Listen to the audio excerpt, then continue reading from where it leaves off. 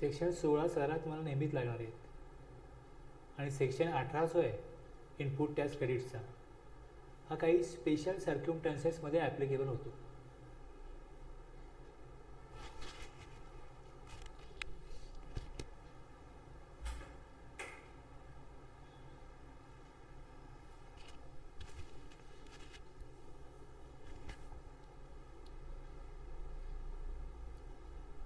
आपण एक डेफिनेशन बघितली होती बघा, आठवत आहे का? एक काय होतं रजिस्टर्ड पर्सन आणि दुसरं काय होतं टॅक्सेबल पर्सन. काय फरक आहे त्यामधला? रजिस्टर्ड पर्सन तो आहे जो रजिस्टर आहे, ज्याकडे जीएसटी नंबर आहे पण UIN त्यामध्ये येत नाही.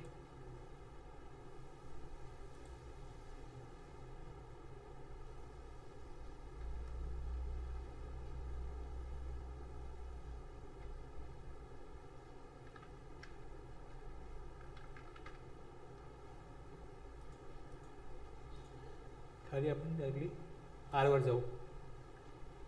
रजिस्टर्ड पर्सन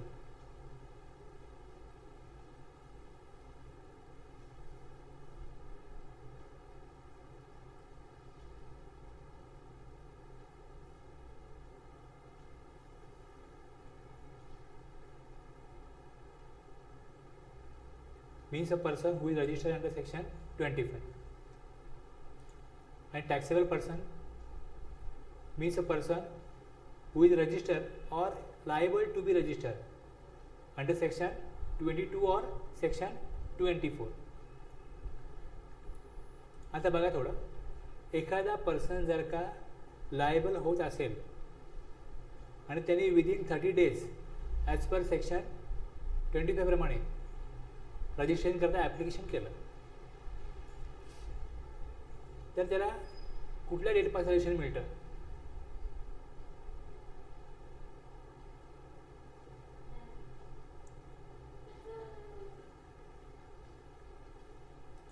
क्वेश्चन कळला माझा काय? एक पर्सन आहे, सपोज 5 सप्टेंबरला सेक्शन 22 प्रमाणे त्याचा टर्नओव्हर जे थ्रेशोल्ड लिमिट आहे त्याने एक्सीड केलं, तर विदिन 30 days 5 सप्टेंबरपासून विदिन 30 days त्यांनी 30 daysमध्ये ॲप्लिकेशन केलं पाहिजे रजिस्ट्रेशनसाठी. आता या 5 सप्टेंबरनंतर सपोज तो 20 सप्टेंबरला ॲप्लिकेशन देतो, म्हणजे विदिन 30 days दिलेले आहेत, 30 दिवसाच्या आतमध्ये त्यांनी ॲप्लिकेशन दिलं. ॲप्लिकेशन दिल्यानंतर 25 सप्टेंबरला त्याला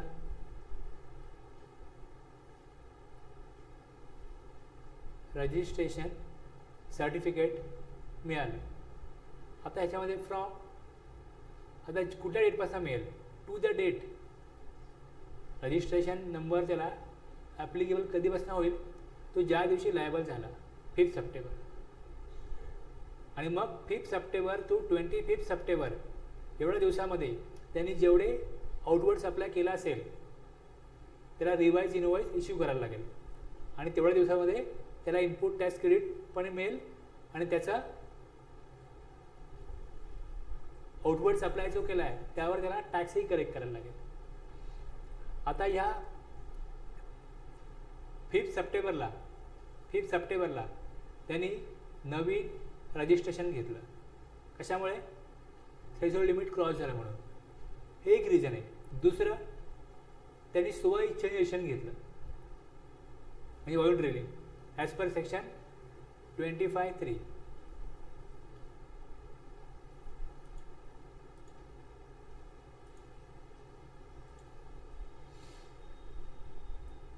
सेक्शन 18(1) आपल्याला सांगतोय की एक तुम्ही रजिस्ट्रेशन नवीन घेतलं किंवा व्हॉलंटरी रजिस्ट्रेशन घेतलं तर तुम्हाला तुमच्या स्टॉकमध्ये काही इनपुट्स असतील, म्हणजे जे मटेरियल घेतलं आहे तेच विकणार आहे कोण? जर ट्रेडर असेल तर डिस्ट्रीब्युटर, रिटेलर, होलसेलर. जर मॅन्युफॅक्चरर असेल तर मग तो त्याच्याकडे इनपुट्स कुठले आहेत? समजा ABC आहे, त्यावर मॅन्युफॅक्चरिंग करून तो पी बनवला असेल तर इनपुटचं क्रेडिट मिळेल, त्याला इनपुटचं क्रेडिट मिळेल.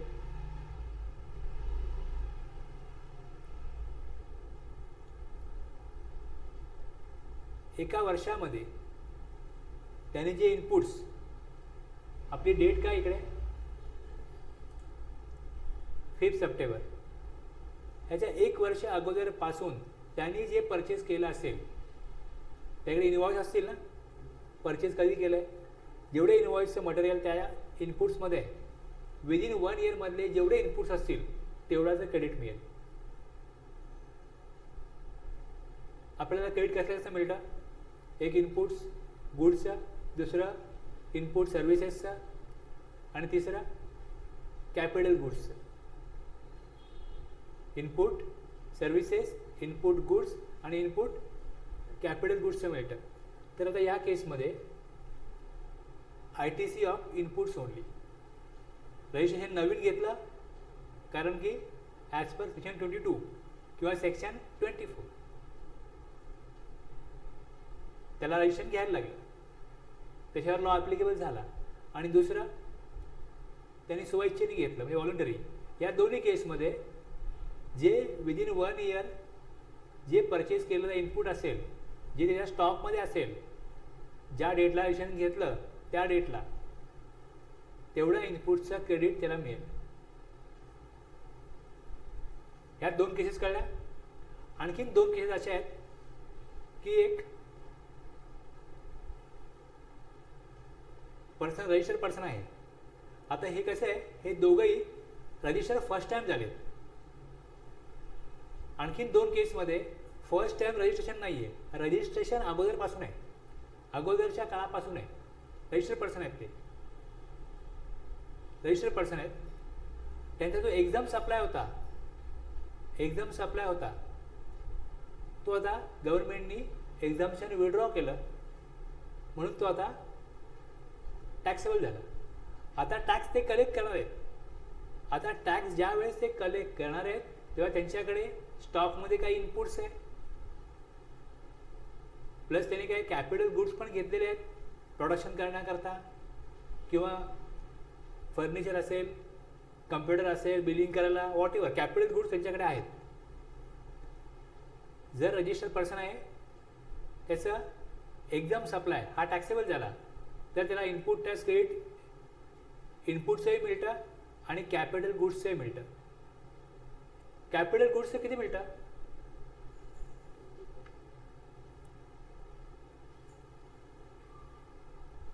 60 months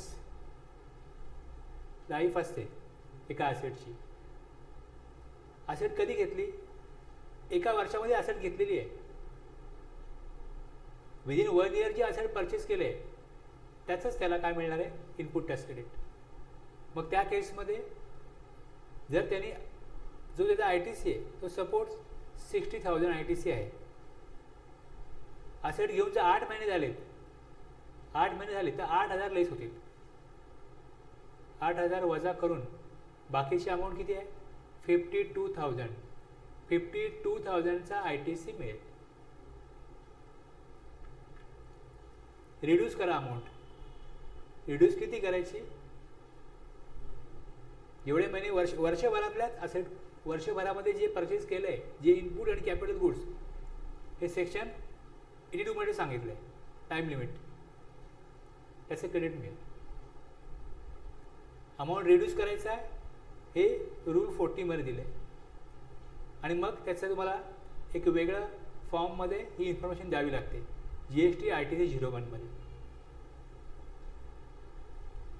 एक केस काय सांगितली मी आता, एक्झाम सप्लाय टॅक्सेबल झाला, म्हणजे टॅक्स कलेक्ट करत नव्हते, आता त्यांना टॅक्स कलेक्ट करायचं आहे. मग त्यासाठी जे इनपुट्स वापरले जातील, कॅपिटल गुड्स वापरले जातील, त्याचे क्रेडिट त्यांना गव्हर्नमेंट देणार. तसं दुसरं exit from composition scheme. Composition स्कीममध्ये जो रजिस्टर असतो त्याला इनपुट टॅक्स क्रेडिट मिळत नाही.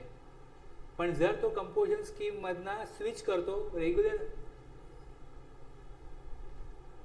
लेवी जो आहे ती तो ऑप्ट करू इच्छितो की मी आता नॉर्मल पद्धतीने काय करेन, टॅक्स कलेक्ट करेन, मला कंपोजिशन स्कीम नको, कन्सेशन रेट नको, जो ॲक्च्युअल रेट आहे त्या रेटने मी टॅक्स कलेक्ट करेन. मग आता त्याकडे इनपुट असेल, कॅपिटल गुड्स असेल, त्याचे क्रेडिट त्याला मिळेल. कळलं? पण त्या इनपुटची इन्फॉर्मेशन आणि कॅपिटल गुड्सची इन्फॉर्मेशन त्याला गव्हर्नमेंटला द्यावी लागेल. त्याकरता वेगळा फॉर्म आहे, तो भरावा लागेल. दुसरं आहे सेक्शन 18 सबसेक्शन 3. यामध्ये इनपुट टॅक्स क्रेडिट ट्रान्सफर होतो. एनी बिझनेस सेल केला बीला, बरोबर आहे. ज्यावेळेस तो बिझनेस टेक ओव्हर करेल तेव्हा एकडे जी लायबिलिटी आहे ती लायबिलिटी बीची होईल, असेट्स बीचे होतील. बिझनेस ट्रान्सफर झाला, जे क्रेडिटर्स आहेत, डेटर्स आहेत, परचेस ऑर्डर आहेत, सेल ऑर्डर आहेत, या सगळ्या सकट घेणार ना. सगळ्या गोष्टी घेणार, त्याचं गुडविल आहे, चांगलं वाईट सगळं घ्यायला लागेल ना. जेव्हा तुम्ही एखादी कंपनी टेक ओव्हर करता तेव्हा त्या कंपनीमध्ये आत्तापर्यंत जे काही काम झालेलं आहे ते सगळं योग्य वाटतं, त्याची एक योग्य किंमत देऊन ती कंपनी दुसरा व्यक्ती टेक ओव्हर करतो, ट्रान्सफर झाली. आता इथे एने ज्यावेळेस बीला काय केला, आपला बिझनेस ट्रान्सफर केला, तेव्हा आता घेणाराचा पॅन नंबर वेगळा आहे. इवन वारसा हक्काने एखाद्याला वडिलांचा बिझनेस मुलाला मिळाला, किंवा वडील रिटायर्ड झाले किंवा वडील एक्सपायर झाले, त्यांचा बिझनेस मुलाला मिळाला. आता पॅन होल्डर चेंज झाला, त्याला वेगळी रजिस्ट्रेशन घ्यायला लागेल. पण ह्या केसमध्ये जर का काय क्रेडिट जमा असेल इलेक्ट्रॉनिक क्रेडिट लेजरला, कॅश जमा असेल इलेक्ट्रॉनिक कॅश लेजरला, हे सगळं ट्रान्सफर होतं. बिझनेस ट्रान्सफर झाला तर हे सगळं ज्याला बिझनेस सेल केला आहे किंवा मर्जर झालं, दोन कंपनी अमलगमेंट झाल्या किंवा दोन कंपनी स्पीड झाली, दोन कंपन्या बनल्या, डीमर्जर, किंवा बिझनेस सेल केला किंवा लीजवर दिला, कुठल्याही परिस्थितीत जर का पॅन नंबर चेंज झाला तर ज्यांचा बिझनेस दुसऱ्या नावाने कंटिन्यू होतो, नाव बदललं म्हणजे काय झालं, चेंज इन कॉन्स्टिट्यूशन, बिझनेस तोच आहे पण नाव बदललं, आता ओनरशिप बदलली, तर त्या केसमध्ये पण ITC ट्रान्सफर होतो. ITC ट्रान्सफर होतो. मग कुठलं ITC मिळेल, रूल 41 मध्ये दिले, त्याचा पण मग GST ITC 02 हा वेगळा फॉर्म भरायला लागतो. आणि जसं आपण इथे बघितलं की एक्झाम सप्लाय टॅक्सेबल झाला, तसा टॅक्सेबल सप्लाय एक्झाम होऊ शकतो. जसं आपण बघतो की एखादा व्यक्ती एक्झिट झाला कंपोजिशन स्कीममधला, तसं एखादा व्यक्ती कंपोजिशन स्कीम ऑप्ट करू शकतो, रेग्युलर स्कीम नको कंपोजिशन स्कीम द्या हेही सांगू शकतो. इथे काय केलं, ITC अलाउड केला ना, ITC अलाउड केला. ह्या केसमध्ये काय होईल, उलट्या केसमध्ये ITC रिव्हर्सल होईल. तुम्ही टॅक्स कलेक्ट करणार होतात म्हणून तुम्हाला इनपुट टॅक्स क्रेडिट दिलं, आणि गव्हर्नमेंट असं सांगत नाही आहे की हे तुम्ही पेन विकत घेतलं, हे जेव्हा विकाल ना तेव्हाच ह्या पेनावर तुम्ही ITC क्लेम करा, मग काय प्रश्न आहे ना. पण तुम्ही पेन घेतलं 6 महिन्यापूर्वी, 8 महिन्यापूर्वी, तुमच्या स्टॉकमध्ये पडू नये, पण तुम्ही ह्याचा इनपुट टॅक्स क्रेडिट क्लेम कधी घेतला, ज्या महिन्यात पेन घेतलं त्याच महिन्यात तुम्ही ह्या पेनाचा इनपुट टॅक्स क्रेडिट क्लेम घेतला ना. तो का दिला गेला, कारण तुम्ही जे काही आउटपुट सप्लाय करता आहात त्याच्यात तुम्ही टॅक्स कलेक्ट करतात, आणि हे पेन तुम्ही आज ना उद्या सेल कराल आणि टॅक्स कलेक्ट कराल, ह्या अपेक्षेने, ही अपेक्षा आहे म्हणून काय केलं आहे, इनपुट टॅक्स क्रेडिट दिलं आहे. ज्या दिवशी तुम्ही परचेस करता त्या दिवशी तुम्ही एंट्री करता, तुमच्या बुक्स ऑफ अकाउंटमध्ये तुमचा इनपुट टॅक्स क्रेडिट रेकॉर्ड होतो, आणि त्या महिन्याच्या रिटर्नमध्ये तुम्ही इनपुट टॅक्स क्रेडिट क्लेम करू शकता. आता तुम्ही हे पेन विकणार नाही आहात, हे तुमच्याकडे स्टॉकमध्ये जे काय तुम्ही त्याचा इनपुट टॅक्स क्रेडिट क्लेम घेतलेला आहे तो रिव्हर्स करा. सेम कंपोजिशन स्कीममध्ये घेणार आहे, अगोदर रेग्युलर स्कीममध्ये होता म्हणून इनपुट टॅक्स क्रेडिट घेतला होता, आणि कंपोजिशन स्कीममध्ये इनपुट टॅक्स क्रेडिट मिळत नाही. मग या दोन्ही केसमध्ये ITC रिव्हर्स होईल. ITC of inputs and capital goods. Capital गुड्सचा लाईफ किती आहे, 60 महिने. मग 25 महिने वापरला आहे, तर समजा 60,000 ITC असेल तर 25,000 वापरला तो योग्य आहे, बाकी आता 35,000 जो आहे तो रिव्हर्स करा. मग रूल 44 ॲप्लिकेबल होतो. त्याप्रमाणे त्याचा फॉर्म भरायचा आहे इनपुट टॅक्स क्रेडिटसाठी, GST ITC 03 रिव्हर्सलसाठी. ओके. आणखी एक केस आहे sale of capital goods. Life determine केले 60 महिने 5 वर्ष. ह्या परिस्थितीमध्ये जर का 60 महिने पूर्ण होण्या अगोदर जर कॅपिटल गुड्स सेल झाले, त्याची एक व्हॅल्यू आहे, तुम्ही डिटरमाइन कराल. आपण ज्या व्हॅल्यूवरती टॅक्स लावतो त्याला काय म्हटलं जातं, किंवा जी व्हॅल्यू आपल्याला मिळणार आहे त्याला काय म्हटलं जातं, transaction value. As per section 15 आपल्याला मिळणारी व्हॅल्यू जी आहे, कन्सिडरेशन ज्याच्यावरती आपण चार्ज करतो ते ट्रान्झॅक्शन व्हॅल्यू असते. त्या ट्रान्झॅक्शन व्हॅल्यू तुम्ही किती रिकवर केली ती बघा. ट्रान्झॅक्शन व्हॅल्यूवरती किती टॅक्स घेतला तो बघा. आणि मग कॅल्क्युलेट करणारे 2 रूल आहेत. या 2 रूलप्रमाणे बघा की तुम्ही किती वर्ष वापरले गुड्स, ते किती महिने वापरले, आणि त्याप्रमाणे त्याच्यावरती तुम्ही किती ITC तुमचा जो क्लेम केला होता तो सोडून आता असेट नसणार आहे यापुढे, तर किती तुम्हाला अमाऊंट रिकवर व्हायला पाहिजे त्या फॉर्म्युलाप्रमाणे. Higher of tax on TV or tax calculated as per rule 40 किंवा 44, त्या रूलप्रमाणे कॅल्क्युलेट करा किती अमाऊंट यायला पाहिजे. अमाऊंट जास्त आले तर मग तुम्हाला कुठलीही लायबिलिटी येणार नाही, पण अमाऊंट जर कमी आले तर जो डिफरन्स आहे किंवा ती जी व्हॅल्यू आहे तेवढा टॅक्स द्यायला पाहिजे.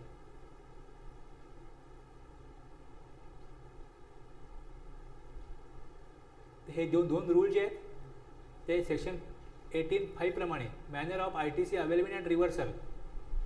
इथे आपला अवेलेबल करता रूल 40 आहे, रिव्हर्सल करता रूल 44 आहे. ओके. वर कुठे जिकडे TS दिलं आहे, TS म्हणजे टॅक्सेबल सप्लाय, ES दिलं आहे exam supply, RP registered person, इथे आहे ना RP taxable value, TV taxable value इथे आहे. हे जे मी सांगितलं तुम्हाला आता, हेच तुम्हाला आता सेक्शनमध्ये ॲक्च्युली याची प्रोव्हिजन काय हे समजून घ्यायचं आहे. 18(1), 18(2), 18(3), 18(4), 18(5) आणि 18(6). आता ह्याच्यामध्ये नॉर्मली रेग्युलर बिझनेसमध्ये जर तुम्ही कॅपिटल ॲसेटवरती इनपुट टॅक्स क्रेडिट क्लेम केला असेल आणि जर तुम्ही 60 मंथच्या आतमध्ये ती असेट जर ट्रान्सफर केली, सेल ऑफ कॅपिटल गुड्स झालं, तर 18(6) तुम्हाला माहिती पाहिजे. 18(6) तुम्हाला माहिती पाहिजे. बाकी ज्या स्पेशल केसेस आहेत त्या नेहमी घडतीलच, याची शक्यता फार कमी आहे. समजलं ना. तुम्ही इकडे काम करता तिथे समजा प्रोपार्टरशिप बिझनेस आहे, तो पार्टनरशिप झाला, पार्टनरशिप आहे तर तिकडे मग पुढे कंपनी बनवली त्यांनी, मग त्यावेळेस चेंज ऑफ कॉन्स्टिट्यूशन होईल, त्यावेळेस तुम्हाला 18(3) बघायला लागेल कशा प्रकारे ITC ट्रान्सफर होईल. मग 2 कंपन्यांमध्ये वेगवेगळ्या ITC होते, त्या एकत्र आल्या, मग आता काय करणार, कशा प्रकारे आता पुढची प्रोसेस होईल. ओके.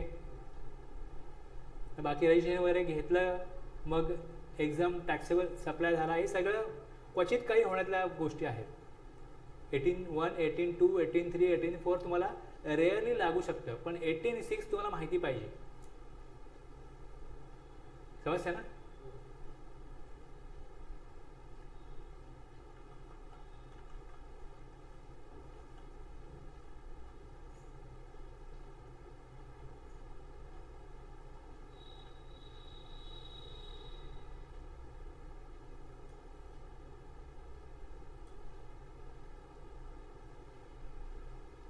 मी 18(6) पहिले घेऊ.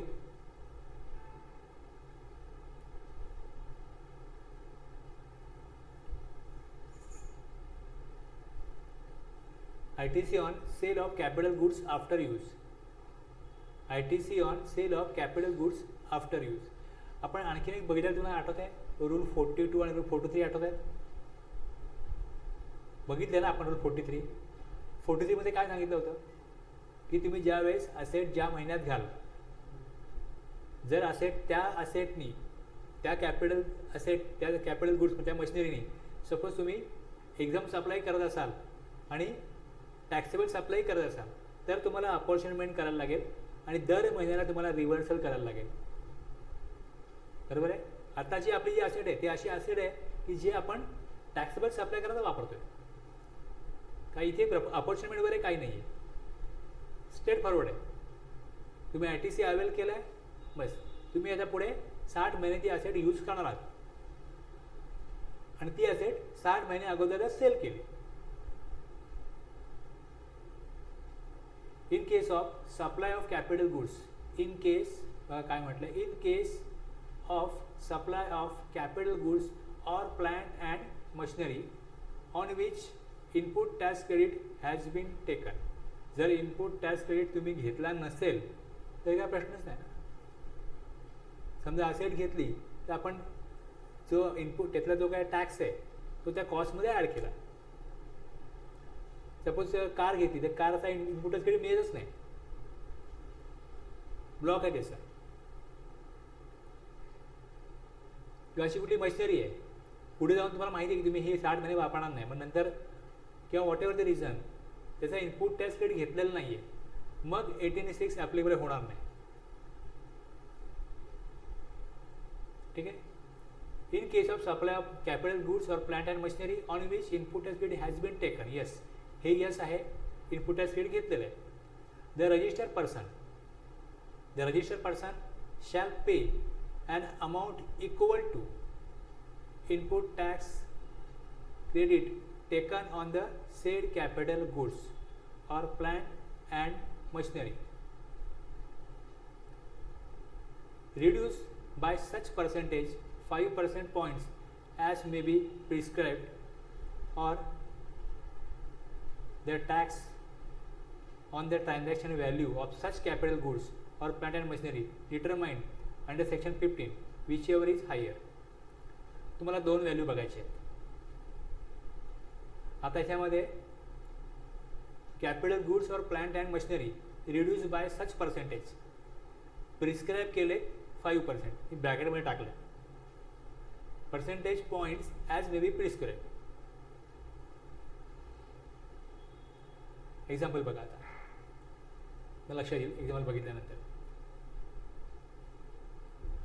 As per rule 40 sub rule 2, rule 42 च्यामध्ये mister R purchase machinery on 1 April 2020 for ₹10 lakh on which GST was paid ₹18%. 10 lakh amount आहे, 18% GST आहे. किती अमाऊंट होईल? 1,80,000 ही अमाऊंट होईल. He sold the machinery for ₹6 lakh on 5th July 2021. कधी घेतली? 1 एप्रिलला. आणि कधी सेल केली? 5 जुलै. आता एप्रिल, मे, जून, जुलै किती महिने होतात? 5 महिने. ITC on capital goods utilise 1,80,000 at the rate 5% into 6 quarter.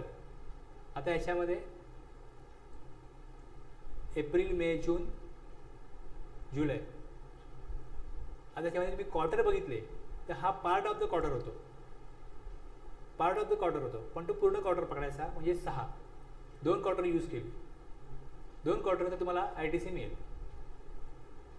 त्यामुळे क्वार्टर बघितलं तर क्वार्टरच्या प्रमाणे 6 येतात आणि पर मंथ 5%.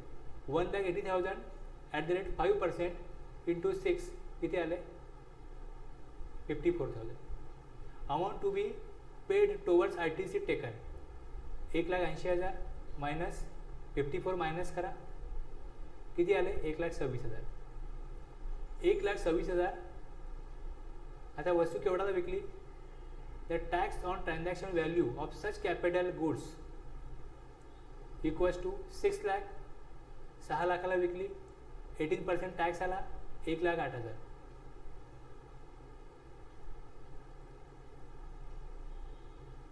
आता 1,26,000 ह्याच्याहून जास्त अमाऊंट रिकवर झाली असती तर मग हायर काय झालं असतं, transaction value.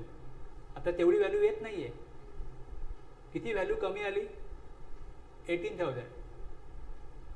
thus rupees 1,26,000 shall be added as output tax liability in form GSTR 1 1,08,000 आणि इथे 18,000 रिव्हर्सल अमाऊंट.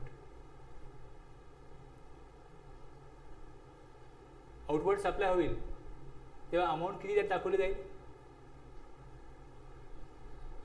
इनवॉइस बनेल ना त्याचा. ज्याला रिसिप्ट पेमेंट तुम्ही इनवॉइस बनवाल, पण लायबिलिटी भरताना 1,08,000 नाही 18,000 ॲडिशनल लायबिलिटी द्यायला पाहिजे. याचा इनपुट टॅक्स क्रेडिट घेतला होता, ती असेल जर का 50-60 महिने वापरली, 5 वर्ष वापरली तर काही रिव्हर्सलचा प्रश्न येत नाही. पण ती युटिलाइज नाही केली, त्याच्या अगोदरच ती विकली, मग जेवढी ती वापरली गेली ती तेवढा तुम्हाला ITC युटिलाइज केला तेवढा ओके, तेवढा अलाउड झाला. तो अलाउड किती झाला, 54,000.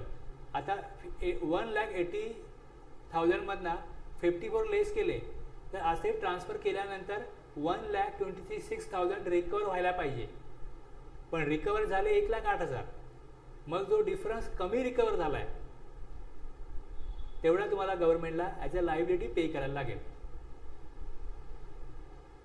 रिव्हर्सलचा अर्थ असा आहे, तुम्ही नुकसान केलं,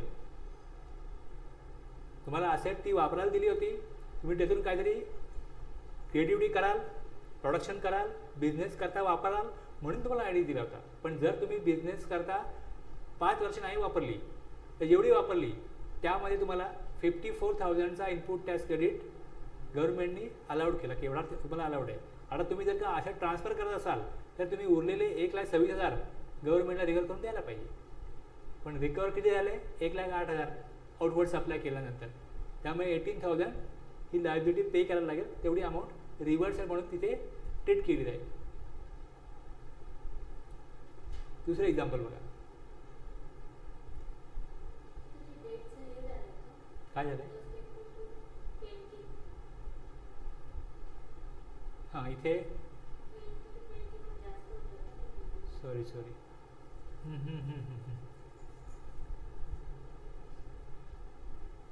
1 एप्रिल 20 आहे ना,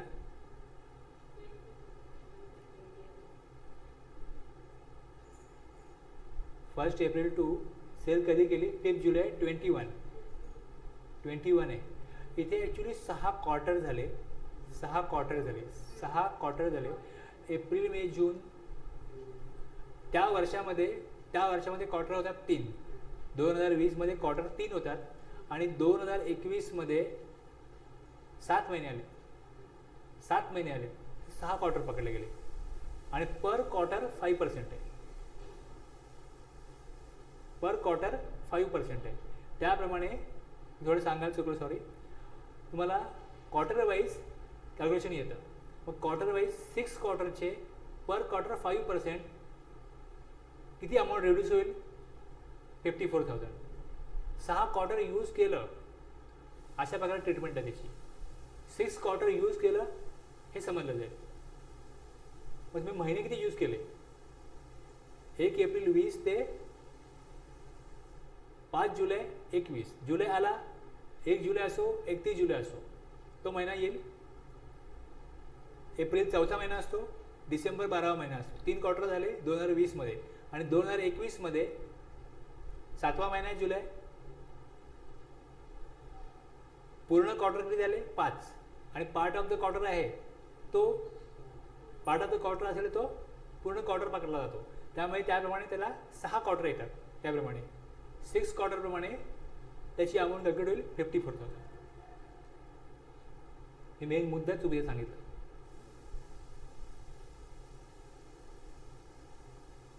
आता बाकीचं क्लिअर आहे.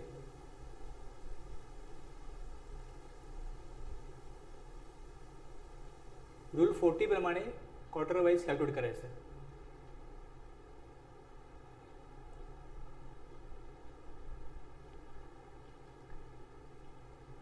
Mr. R purchased a machine on 1st April 20. ₹10 lakh on which GST was paid. आता बघा एक्झाम्पल तसंच आहे. आता हे ॲज पर रूल 44 करायचं आहे. इथे ॲज पर रूल 40 केलं, इथे ॲज पर रूल 44 करायचं आहे. ITC on capital goods unutilise 1,80,000 into किती महिने वापरले, अनयुटिलाइज किती महिने राहिले 44. आता आपण किती महिने काढले, 16 महिने झाले ना. एप्रिल टू डिसेंबर 9 महिने आणि जुलै 7वा आहे, तो 5 दिवस वापरले तरी पूर्ण महिना करा. म्हणजे अनयुटिलाइज किती आहेत 44. मग 44 आणि लाईफ किती आहे 60 मंथ. 44 डिवाइड बाय 60 म्हणजे अनयुटिलाइज क्रेडिट किती आहे 1,52,000. इथे किती आला होता 1,26,000. हे अनयुटिलाइज क्रेडिट आहे. आणि इथे आलं मंथली कॅल्क्युलेट केल्यावरती 1,32,000. फक्त यात बदललं काय आता बघा, amount to be paid towards ITC taken 1,32,000. The tax on the transaction value of such capital goods 8 lakh.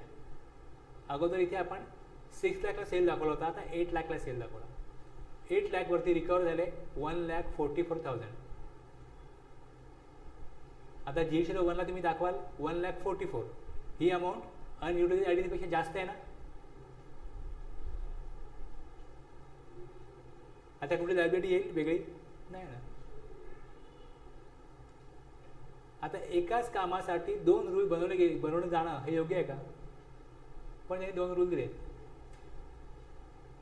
कुठला रूल तुम्ही घ्याल,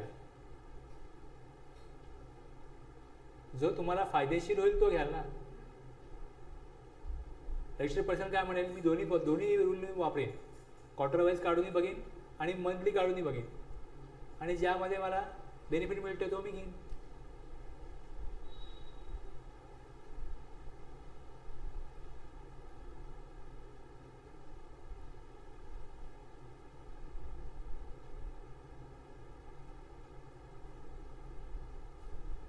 आता बघा रूल 44 जो आहे मॅन्युअल ऑफ प्रिव्हिजन कशा प्रकारे आहे.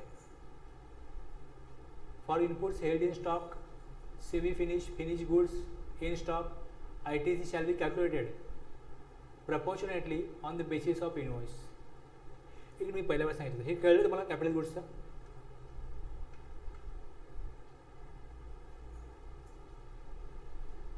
हे सगळे सेक्शन दिलेत पहिले.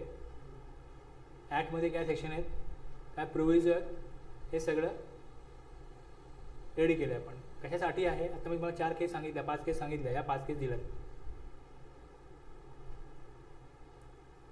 हे आपण डिस्कस केलं. ठीक आहे, हा चार्ट बनवला एक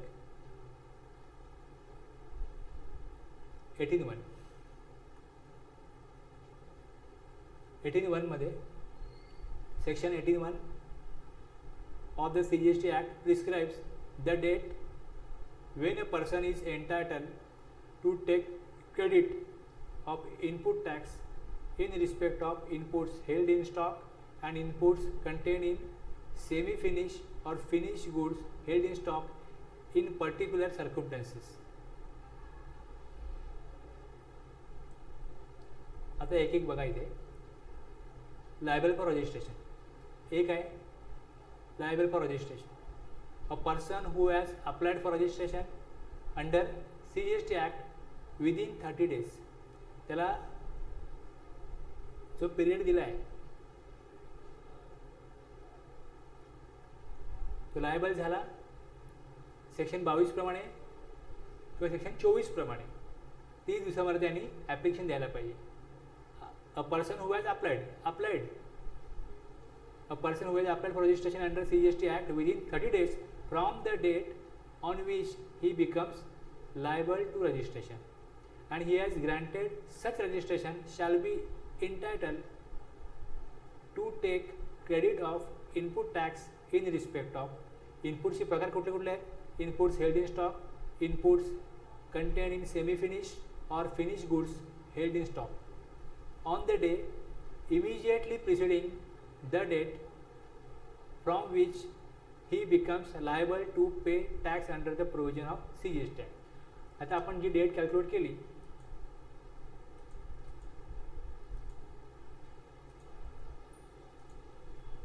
बघितलं इथे, तो लायबल कधी झाला 5 तारखेला. प्रिसिडिंग डेट कुठल्या याच्यामध्ये 4 सप्टेंबर. 4 सप्टेंबरला त्याच्याकडे जे स्टॉकमध्ये इनपुट्स होते, सेमी फिनिश गुड्स होते, फिनिश गुड्स होते, त्याला त्याचा क्रेडिट घेता येईल. On the day immediately preceding the date from which he becomes liable to pay tax under provision of CGST Act. As an example, Mr. Ram becomes liable to register turnover exceeds 40 lakhs on 2nd April 2021 and applied for registration 20 April 2021 within 30 days ahead from 2nd April. He is entitled to take credit of input tax in respect of all type of inputs held in stock. कुठल्या डेटला liable credit झाला 2nd एप्रिलला.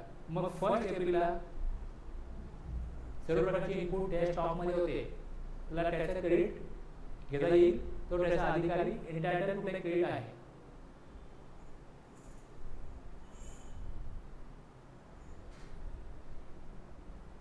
जे आता आपण वाचलं त्याचा हा चार्ट आहे.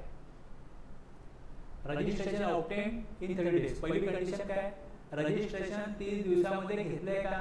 81 इथे मेन कंडिशन ती आहे. Read with rule 41 of CGST rules. 41 मध्ये काय सांगितलंय की इलिजिबल पर्सन जो आहे, जो पर्सन इलिजिबल आहे 30 दिवसामध्ये रजिस्ट्रेशन केलं. A person who has applied for registration under this act within 30 days from date on which he becomes liable to registration and has been granted such registration. त्यांनी application दिलं, तो liable झाल्यापासून 30 दिवसामध्ये आणि त्याला रजिस्ट्रेशन सर्टिफिकेट मिळालेलं आहे, तर त्याला ITC मिळेल. इनपुट्सचा, कॅपिटल गुड्सचा मिळणार नाही, इनपुट सर्व्हिसेसचा मिळणार नाही. Inputs in stock, semi finish goods, finish goods याचा इनपुट टॅक्स क्रेडिट मिळेल. आणि जर 30 दिवसामध्ये त्यांनी ॲप्लिकेशन दिलं नसेल तर credit lapse Wien registration not taken within 30 days. हे नुकसान आहे, क्रेडिट्स मिळणार नाही. त्यामुळे मुख्य कंडिशन वरती पहिलेच आपण दिले, रजिस्ट्रेशन ऑब्टेन इन 30 डेज. 30 दिवसामध्ये रजिस्ट्रेशन त्यांनी घेतलं पाहिजे लायबल झाल्यापासून. On the day immediately preceding the date from which he becomes liable to pay tax under the provision of this act. 2nd एप्रिलला काय झालं, लायबल झाला. 1st एप्रिलला त्याच्याकडे स्टॉकमध्ये जे इनपुट्स होते त्याला त्याचं क्रेडिट तो घेऊ शकतो, क्रेडिट त्याला मिळेल. पण क्रेडिट गव्हर्नमेंट सहज तर देणार नाही ना. तुम्ही एक आकडा सांगाल की माझं एवढं क्रेडिट आहे द्या, तसं नाही. जसा सेक्शन वाचला त्याचा रूलही बघा. Rule 40 Schedule 1. To claim ITC, registered person has to file a declaration on common portal in form GST ITC 01 within 30 days of becoming eligible to claim ITC. Furnish detail of stock, inputs in semi-finished goods, finished goods. आता जेवढी amount येणार आहे त्या इनपुट्सची ती aggregate amount जर greater than 2 lakh है, to be certified by practicing CA cost accountant where aggregate value of claim greater than 2 lakh. Okay. आता हा जो रूल कुठला दिलाय आणि ITC कुठला दिलाय, फॉर्म 01. समजा तुम्हाला एक करायचं आहे, तुम्ही काय कराल, निरीक्षण करू शकता ना, निरीक्षण करू शकाल. जर तुमचा ॲग्रिगेट क्लेम 2 लाखाहून जास्त येत नाही आहे तर CA सर्टिफिकेशनची गरज नाही. काय करायला लागेल, फक्त ITC 01 भरायला लागेल. ITC 01 कसा भरायचा तुम्हाला कोण सांगेल. ITC 01चा फॉर्म कसा असतो हे तुम्हाला कुठे कळेल,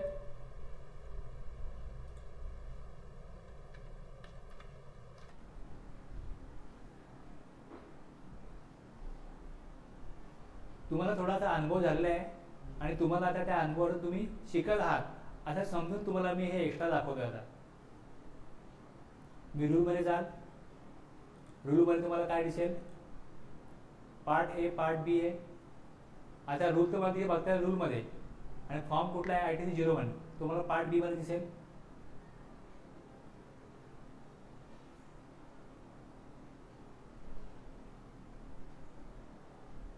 आपल्याला वेगवेगळे फॉर्म दिसत नाही ते.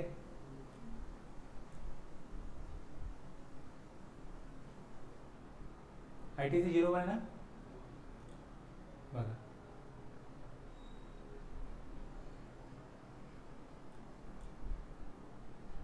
आला इथे form GST ITC 01. See rule 41 declaration for claim of input tax paid under subsection 1 of 18(1). 18(1) मध्ये सांगितलं ना, रूल प्रिस्क्राईब केला जाईल. मग तिकडे मग त्यामध्ये रूलमध्ये दिलं 41 मध्ये की ITC 01 भरा. हे आपण सगळं एकत्रितपणे वाचलं. सेक्शन 81 रीड विथ रूल 41 आणि त्यातनं प्रिस्क्राईब फॉर्म कुठला आहे ITC 01. आता ह्या फॉर्मची मला माहिती घ्यायची आहे. क्लेम मेड अंडर, तुमचा क्लेम 18(1) मध्ये ए साठी आहे का बी साठी आहे का सी साठी का डी साठी आहे. ए कशा करताय, लायबल झाला म्हणून. बी कशा करताय, रजिस्ट्रेशन व्हॉलंटरी घेतला म्हणून. सी कशा करताय, एक्झाम सप्लाय टॅक्सेबल झाला. आणि डी कंपोजिशन मधून स्विच केला नॉर्मल. या चार मधला इथे ऑप्शन देत आहे, तुम्हाला कशा करता ॲप्लिकेबल होतोय. मग पुढे GST आणि वगैरे सगळी माहिती येईल. स्टॉक किती आहे हे द्यायचं आहे, दिसतं इकडे.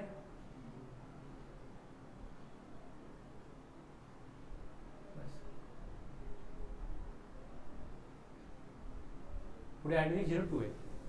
बस एवढाच फॉर्म आहे. तुम्हाला कळलं फॉर्म कसं आहे. आता भरायचा कुठे, पोर्टलला.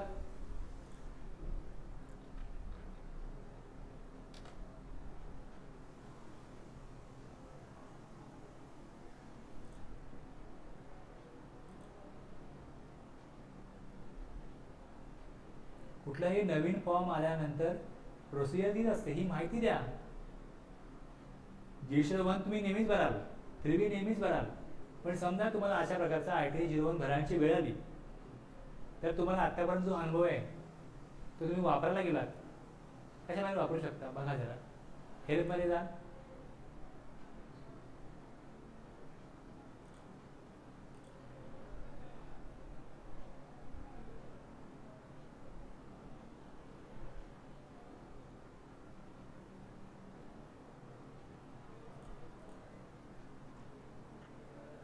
GST knowledge portal.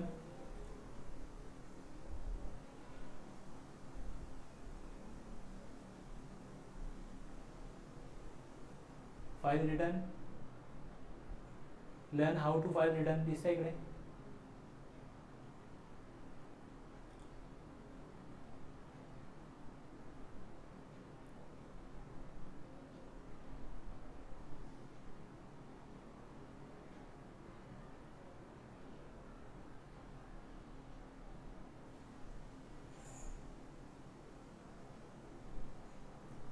याच्यामध्ये आपल्याला अपेक्षित फॉर्म दिसतोय नाही ना.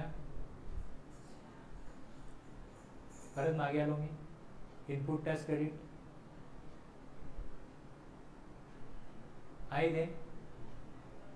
Filing form GST ITC 01 declaration for claim of ITC on new registration. Registration नवीन आहे.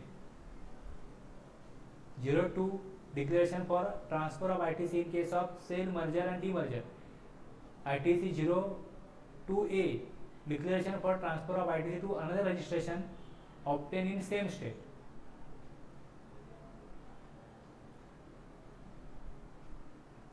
03 declaration for reversal of ITC. and 04 declaration of goods, capital goods sent to and received back from job worker. Job वर्करला पाठवलं असेल काही capital goods किंवा काही inputs, तर मग त्याचं ITC 04 मध्ये डिक्लेरेशन द्यायला लागतं. असे हे वेगवेगळे फॉर्म आहेत. आता ITC 01 काढला. युजर मॅन्युअल आहे.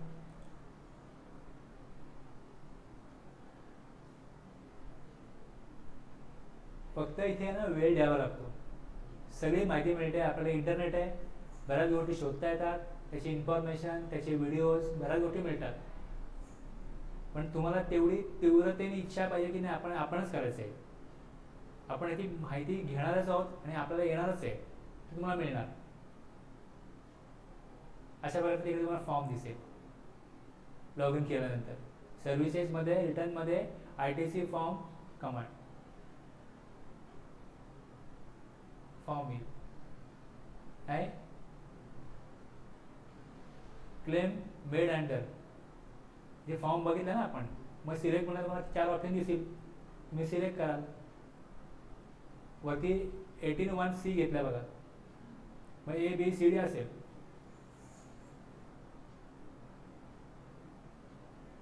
खाली बघा input seen, description of input दिलं नाही ते कॉटन, त्याची UQC काय, त्याचं क्वांटिटी किती आहे, व्हॅल्यू,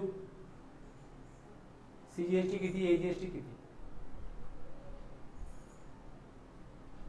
क्लेम अंडर सेक्शन इकडे येईल, बस हे सबमिट करायचं. अशा प्रकारे प्रिव्ह्यू येईल पुढे.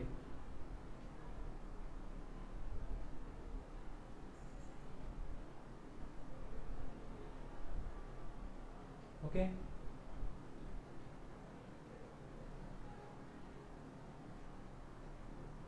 कळलं. आपण जे काय थेरोटिकली समजून घेतलं त्याचं आपल्याला प्रॅक्टिकली वापरायला यायला पाहिजे. हा प्रॅक्टिकलच पॉईंट आहे ना, पुढे जाऊन प्रॅक्टिकलच करायचं आहे.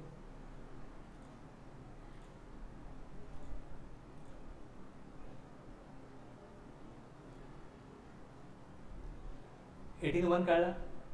18(2) as per section 18(2) a registered person shall not be entitled to take input tax credit under section 18(1). 18(1) मध्ये तुम्हाला इनपुट टॅक्स क्रेडिट कसलं मिळणार नाही. in respect of any supply of goods or services or both to him after the expiry of 1 year from the date issue of tax invoice relating to such supply. ज्या डेटला liable झाला त्या डेटच्या अगोदरचा invoice आहे तो, जर त्या डेटपर्यंत त्याचा 1 वर्ष संपत असेल अशा गुड्स तुम्हाला क्रेडिट मिळणार नाही.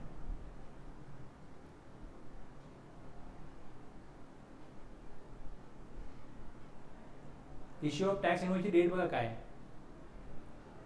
ती 1 वर्ष त्याचा अगोदरचा इनवॉइस असेल तर त्याचं क्रेडिट मिळणार नाही. याचा अर्थ असा आहे.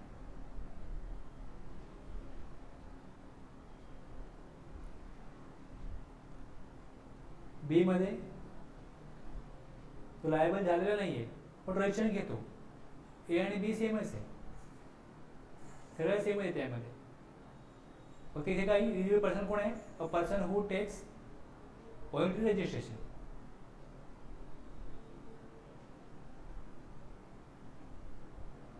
सगळंच असते.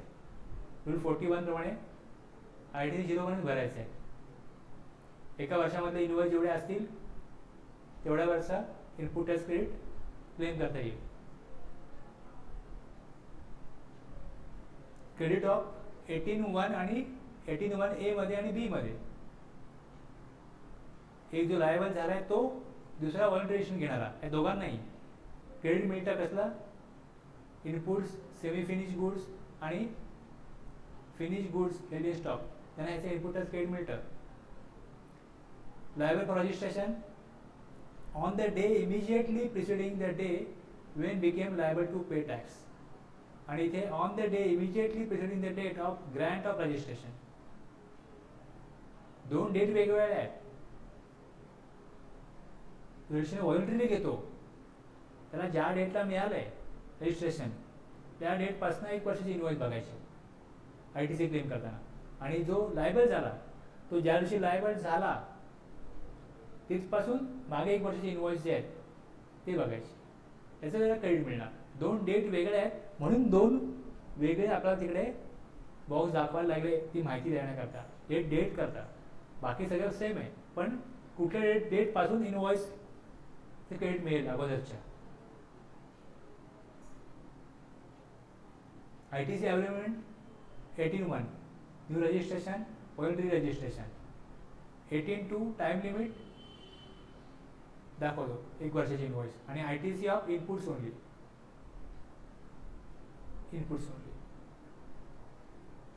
Okay.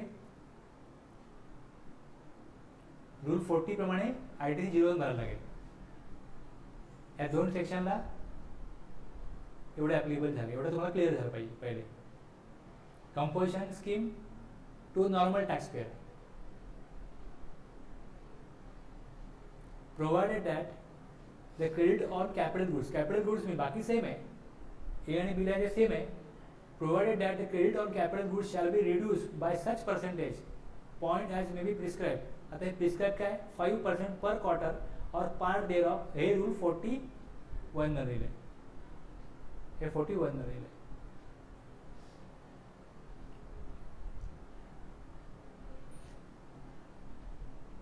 From composition dealer to normal taxable person section 18(1) प्रमाणे इलिजिबल पर्सन कोण असणार आहे? Registered person ceases to pay tax under composition scheme. Ceases म्हणजे बंद केलं, क्लोज केलं. आता यापुढे तो नॉर्मल टॅक्सेबल पर्सन असणार आहे. तर त्या केसमध्ये त्याला सर्व्हिसेसचे क्रेडिट कोणाला दिलं जात नाही,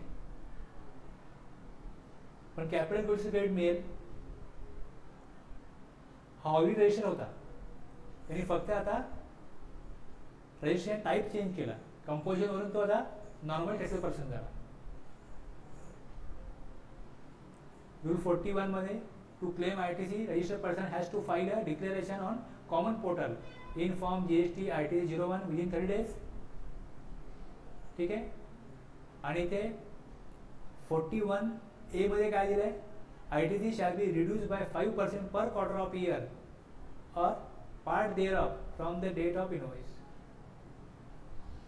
किती ITC मिळेल? जेवढे क्वार्टर यूज केले. आता वर्षभरामध्ये देत नाही इकडे परत काय दिलंय? No credit shall be available after the expiry of 1 year from the date of issue of tax invoice relating to such supply. म्हणजे टॅक्सेबल पर्सन कडून त्यांनी जे गुड्स घेतलेले असतील त्यावर त्याने टॅक्स दिलाय. जर 1 वर्ष अगोदरचा इनवॉइस असेल, कॅपिटल गुड्स असेल, तर त्याला क्रेडिट मिळणारच नाहीये. एका वर्षामध्ये जे कॅपिटल गुड्स घेतलेत किंवा मशिनरी घेतली आहे त्याचे तुम्ही 5% पर क्वार्टर रिड्यूस करून बाकी जी अमाऊंट आहे तुम्ही त्याचे क्रेडिट क्लेम करू शकता.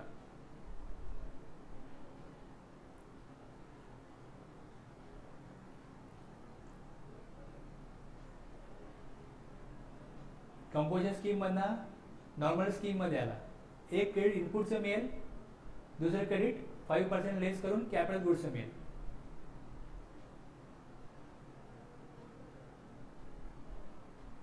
तो ज्या दिवसापासून त्यांनी सेक्शन 9(1) प्रमाणे टॅक्स भरायला तो रेडी झाला त्या डेटच्या अगोदरच्या डेटला जे स्टॉकमध्ये होतं त्याचा हिशोब करायचा. एक्झाम्पल बघा. Mister C, a composition dealer, purchase capital goods on 1st April 2020 of rupees 1 lakh and paid 18,000 as GST. On 2nd April 2021 किती पिरियड गेला हा? एप्रिल टू मार्च 4 क्वार्टर होता. एक दिवस जरी पुढच्या क्वार्टरचा आला तरी तो पार्ट ऑफ द क्वार्टर आहे. He ceases to pay tax under the composition scheme and become a normal taxpayer. Credit on capital goods shall be reduced at 5% for 4 quarter, April to March. 1st April 2020 ला goods घेतले. On 2nd April 2021 he ceases to pay tax under the composition scheme and become a normal taxpayer. Credit on capital goods shall be reduced at 5% for 4 quarters, April to March 2021, and credit available on capital goods will be 18,000 minus 18,000 into 5% into 4, 14,400. एवढं त्याला काय मिळेल?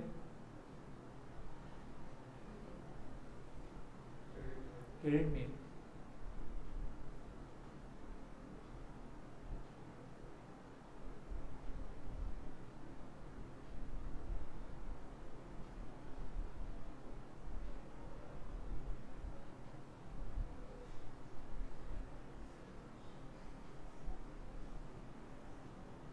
एकदम supply becomes taxable. हे पण तसंच होईल, बरोबर आहे.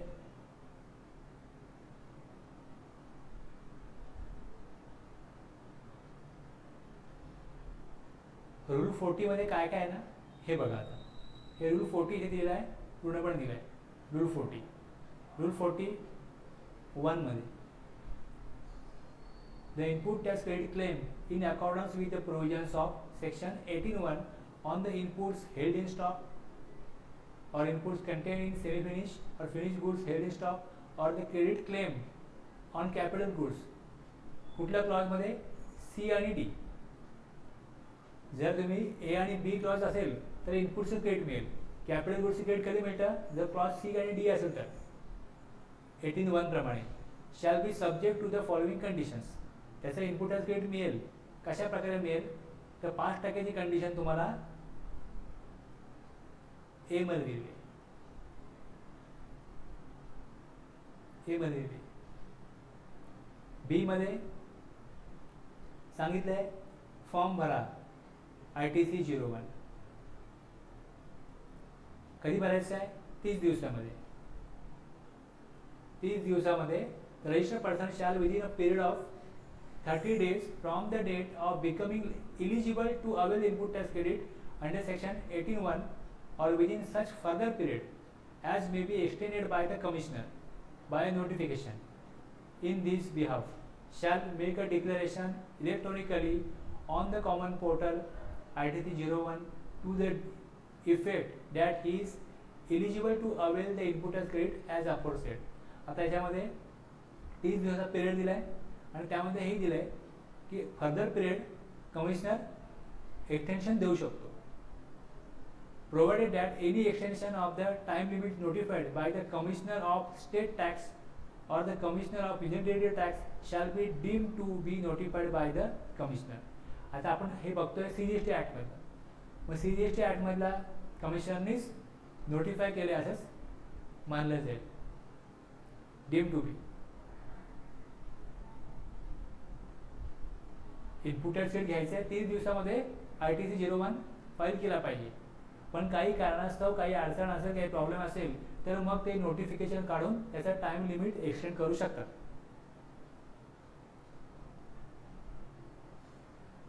बऱ्याच वेळा काय अशा अडचणी येतात, वेबसाईटला प्रॉब्लेम होते, काय काय होते. त्यामुळे ITC 01 हे जे फॉर्म आहेत हे बरेच एक्सटेंड केले गेले पुढे पुढे, आणि आता पण बरेच वेळा ते एक्सटेंड करावे लागतात कारण काही टेक्निकल प्रॉब्लेम असतात. रूल मोठे मोठे आहेत, त्याच्यामध्ये ABCD E हे आहे. आणि 2 मध्ये the amount of credit in case of supply of capital goods or plant and machinery for the purpose of section 18(6) shall be calculated by reducing the input tax on the said goods at 5% points for every quarter or part thereof from the date of issue of invoice for such. हे 2 rule आहेत. आता बघा यामध्ये 41 मध्ये काय काय होतं? आता make declaration in form GST ITC 01 within 30 days. दुसरं, declaration shall clarify the details of input semi finish goods, finish goods और कॅपिटल गुड्स. कॅपिटल गुड्स कोणाला असेल? C आणि D मध्येच. Declaration shall be duly certified by CA, CMA if aggregate value exceeds ₹2 lakh. ITC under section 18C and 18D shall be verified from GSTR 1, GSTR 4 filed by supplier. GSTR 4 हा composition सप्लायरचा form असतो आणि GSTR 1 कोण भरतं? जर recipient आहे, त्यांनी purchase केलंय तर त्याचा सप्लायर GSTR 1 भरेल. त्यामुळे कळेल की GSTR 1 मध्ये कुठले कुठले इनवॉइस एका वर्षामध्ये आलेले होते ते व्हेरीफाय करा. ITC तुम्ही द्याल कॅपिटल गुड्सचा C आणि D मध्ये, तो व्हेरीफाय करणार करता GSTR 1 आणि GSTR 4.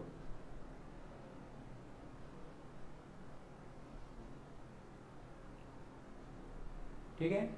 जर तुम्ही डिटेलमध्ये वाचाल तर त्यावर तुम्हाला रूल दिलेला आहे.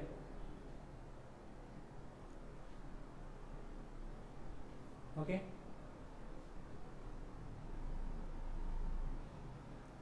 कन्क्लुजन हे एवढंच आहे त्याच्यामध्ये. 18 बघितलं ना आपण, एका वर्षभरामध्ये एवढे इन्व्हॉइस आहेत तेवढंच क्रेडिट मिळेल. Person entitle to take credit within 1 year from the date of invoice. आता आपण हे चारही बघितलंय. 18(1) मध्ये new registration, voluntary registration, exempt supply to taxable supply आणि एक्झिट फ्रॉम कंपोजिशन स्कीम. ह्या दोघांना ॲडिशनली काय मिळतं, कॅपिटल गुड्स रिड्यूस करून त्याचा ITC मिळतो आणि फॉर्म रूल 40 प्रमाणे ITC 01 भरायला लागतो. आता हे एक्झाम्पल दिले त्याचं.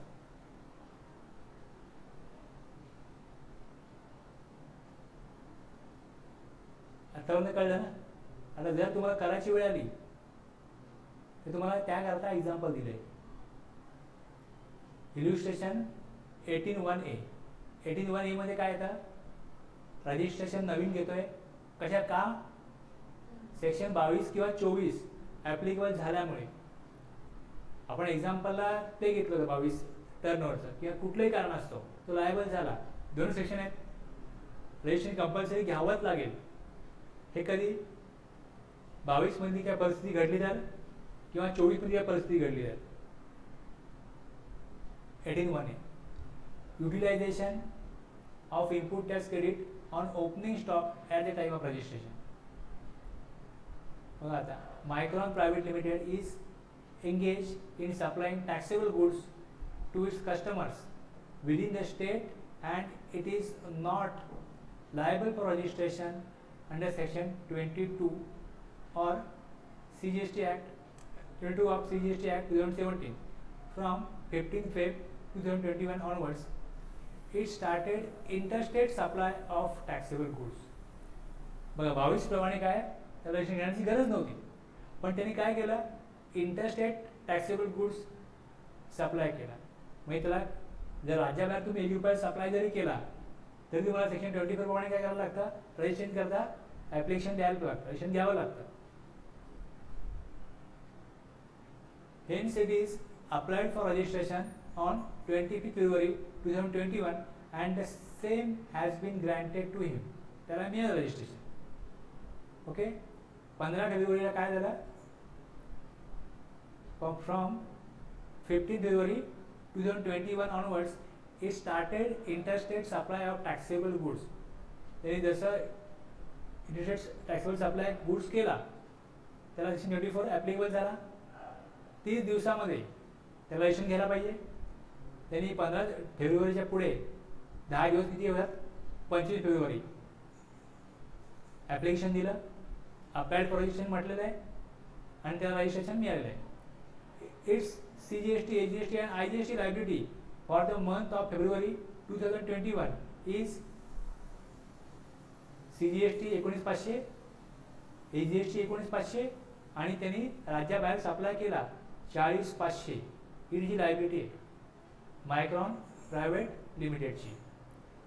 Has to make e payment of tax on the due date 20 March. 3 त्यांनी फाईल केला असेल मार्चला, बरोबर आहे. क्वेश्चन काढला, क्वेश्चन काय,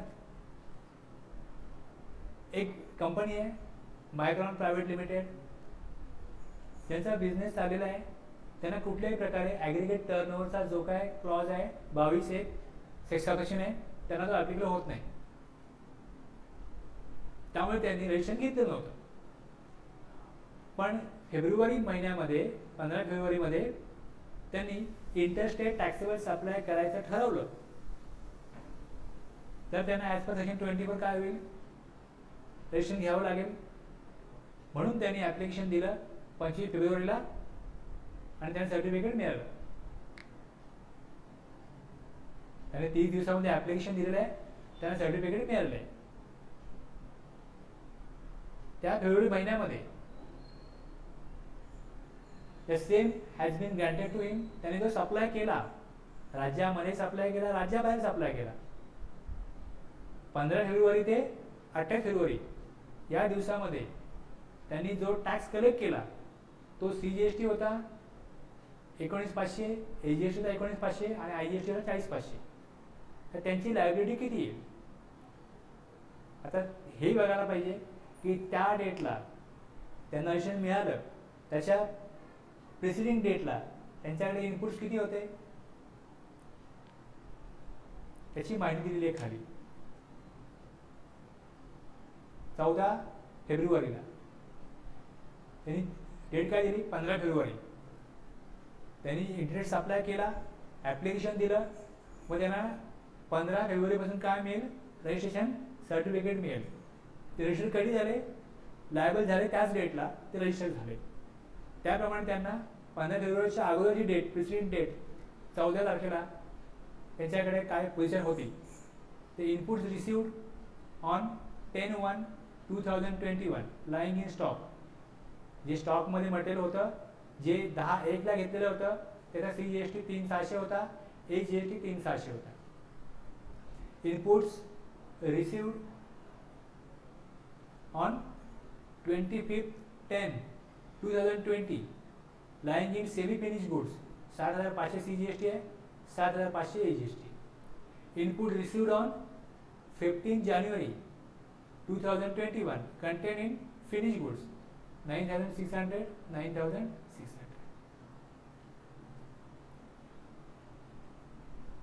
तुम्हाला माहिती घ्यावी लागेल ना, म्हणून ही माहिती मिळाली. मे बी 1 इनवॉइस असेल, 10 इनवॉइस असतील, 50 इनवॉइस असतील, त्याप्रमाणे तुम्हाला वेगवेगळ्या डेट असतील. आपण एक्झाम्पल काय केलं, जस्ट एक 3 डेटमध्ये आपण कॅटेगराईज केलं, गुंतागुंत कमी झाली म्हणून. प्रॅक्टिकली हे मोठ्या गुंतागुंतीचं काम असणार आहे. Brightly explain the tax payable by Micron private limited in cash if any. Tax payment आपण कसं करतो? एक क्रेडिटनी, दुसरा कॅशने. कॅश म्हणजे नोटा काढून पे करतो असा अर्थ नसतो. कॅश म्हणजे तुम्ही बँके थ्रू किंवा आणखी जे मार्ग दिलेले आहेत, NEFT किंवा कुठल्याही मार्गाने तुम्हाला पेमेंट करावं लागेल. एक क्रेडिट आणि दुसरं कॅश. तर किती ह्यांना कॅश घ्यायला लागेल का? किती कॅश घ्यायला लागेल हे कॅल्क्युलेट करून द्या. आणि हे क्लिअर केलंय की मायक्रॉन प्रायव्हेट लिमिटेडनी रजिस्ट्रेशन घेतल्यावरती त्यांनी कंपोजिशन स्कीम घेतलेली नाही, ते रेग्युलर स्कीममध्ये आहेत, नॉर्मल टॅक्सेबल पर्सन आहेत, म्हणजे त्यांना क्रेडिट मिळणार आहे.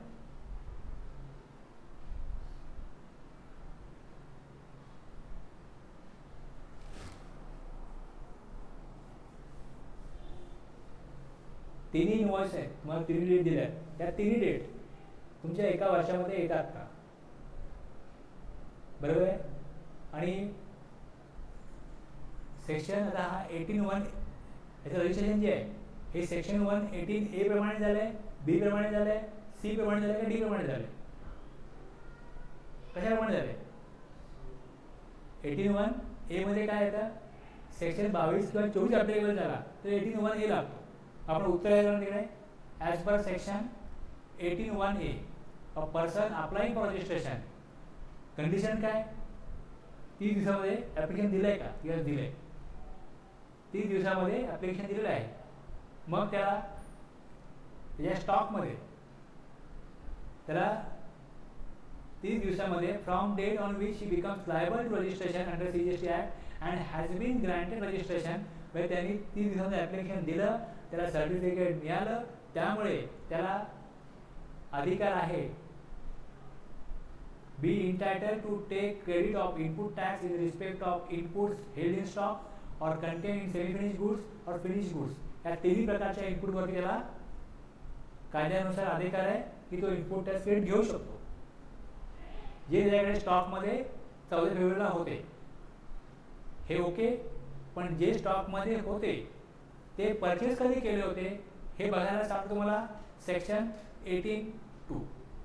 Registered person shall not be entitle, 1 वर्ष अगोदरचा इनवॉइस असेल, to take input tax credit in respect of any supply goods services or both to him after the expiry of 1 year from the date of issue of tax invoice relating to such supply. तो register ज्या दिवशी झाला त्या दिवसाच्या एका वर्षामधले जेवढे invoice असतील तेवढ्याच इनपुट्स त्याला क्रेडिट मिळेल. मग तुम्हाला 3 डेटमध्ये इनवॉइस मिळाले, बरोबर आहे. In view of above provision, या दोन्ही प्रोव्हिजन लक्षात घेऊन, in view of above provision input tax credit available to Micron private limited will be computed as follows. तुम्हाला जी वर माहिती दिली हे तिन्ही इनवॉइस एका वर्षामध्ये आहेत की नाही, बरोबर आहे. फेब्रुवारी, आता बघा 10/1/21 ते 15/2/21 एक वर्ष पूर्ण होतं का, एक वर्ष एक्सपोर्ट होतं का, नाही. 15 ऑक्टोबर ते 15 फेब्रुवारी, सॉरी 25 ऑक्टोबर ते 15 फेब्रुवारी किंवा काय दिलंय 14 फेब्रुवारी 1 इयर एक्सपायर होतं का, नाही. 15/1 to 14 फेब 1 इयर एक्सपायर होतं का, नाही. म्हणजे तिन्ही इनवॉइस काय 1 इयर मधले. मग त्याप्रमाणे CGST 20,700, AGST 20,700 एवढे इनपुट टॅक्स क्रेडिट घेण्याचा अधिकार त्याला मिळणार आहे. आउटपुट टॅक्स लायबिलिटी किती आहे फेब्रुवारी मधली, तर CGST 19,500, AGST 19,500 आणि IGST 40,500.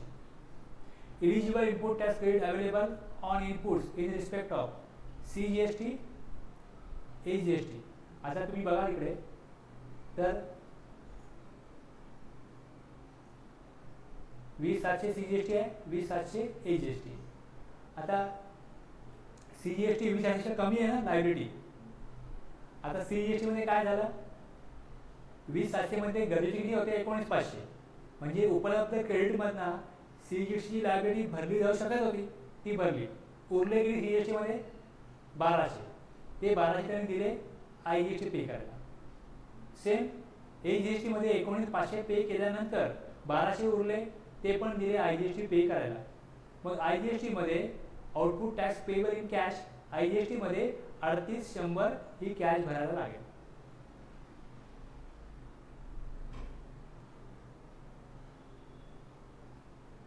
समजलं.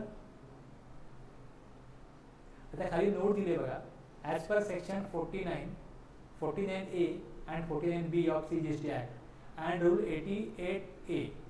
हे तुम्हाला पुन्हा बघण्याची गरज आहे. मी असं एक्झाम्पल का घेतलं, कारण की कशा प्रकारे क्रेडिट आपण घेऊ शकतो हे आपल्याला सेक्शन 49 मध्ये दिलं. का मॅनर काय, कशा प्रकारे घेतली पाहिजे क्रेडिट, आणि रूल पण दिला 88A of CGST rules. The central tax shall first be utilized towards payment of central tax, and the amount remaining, if any, may be utilized towards the payment of IGST. CGST मध्ये liability पे केल्यानंतर काही amount जर उरत असेल तर तो IGST करता वापरू शकतो. Same state tax shall first be utilized towards payment of state tax, and the amount remaining, if any, may be utilized towards payment of IGST. बस या रूल प्रमाणे रूल 49, 49A, 49B आणि रूल 88A हे सगळे तुम्ही read केले असतील तर त्याप्रमाणे, त्या प्रोव्हिजन प्रमाणे तुम्ही हे लायबिलिटीच्या अगेन्स्ट उपलब्ध इनपुट टॅक्स क्रेडिट तुम्ही सेट ऑफ घेतलेला आहे आणि उर्वरित टॅक्स तुम्ही IGST मध्ये वापरलेला आहे. आणि त्यामुळे IGST मध्ये 2400 रुपये कमी होऊन 38,100 एवढी अमाऊंट कॅश मध्ये भरायला आलेली आहे. आता एवढं तुम्हाला लॉ माहिती पाहिजे. तुम्ही जे काही काम करताय त्याकरता तुम्ही कुठला सेक्शन वापरता, कुठला रूल वापरता, याविषयी तुम्हाला पूर्ण जाणीव असण्याची गरज आहे. कोणतरी बोलला हे असं करा, आपण एखादा व्हिडिओ ऐकतो, चला तुम्हाला नाशिकला असा हे आलाय तसा आलाय, मग गाईला नैवेद्य दाखवा, मग तिकडे हे करा. तसं इथे नसतं. कोणतरी बोलला म्हणून आपण करत नसतो. तर कुठे दिलेलं आहे आपला ऍक्ट आणि आपले रूल हे आपले धर्मग्रंथ आहेत. त्यामुळे आपल्या धर्मग्रंथामध्ये ऍक्ट मध्ये दिलंय का रूल मध्ये दिलंय ते सगळं माहिती करून घेणं आणि त्याप्रमाणे प्रोसेसिंग करणं हे आपल्याला आलं पाहिजे. जर तुम्हाला हे कळलं असेल तर तुम्ही लॉ शिकलात.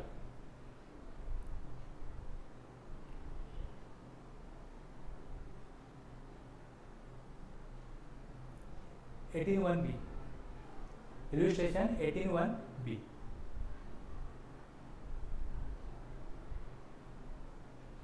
काय झालं, मी थोडंसं आता कोर्स शिकवल्यानंतर ना मला काही गोष्टी अशा वाटल्या की काही गोष्टी डिटेलमध्ये घ्याव्या. हळूहळू पुढे मला वाटायला लागलं. त्यामुळे सेक्शन 18ला मी शेवटी घेतला आणि त्यामध्ये मी अशा प्रकारचे एक्झाम्पल टाकले की हे तरी आपण ॲटलिस्ट यांना स्वतःला करायला सांगायचं नाही, हे आपण करून घ्यायचं. बाकी मी इल्युस्ट्रेशन बनवून दिले, कोणी बघितलं नाही, कोणी काय सॉल्व केलं नाही. तुम्ही काहीतरी सॉल्व केलं ना, त्यात काहीतरी डाऊट यायला पाहिजे. मला कोणी काही विचारत नाही, याचा आता कोणाला वेळ नाही. आणि मी विचारलं की तुम्हाला मी पाठवतं एक्झाम्पल, तर काय झालं, हा बघणार आहे करणार आहे. कधी करणार, तर मुहूर्त कधी आहे, वेळ कधीच मिळणार नाही. आणि मग तुमचा कॉन्फिडन्स बिल्ड नाही होत ना.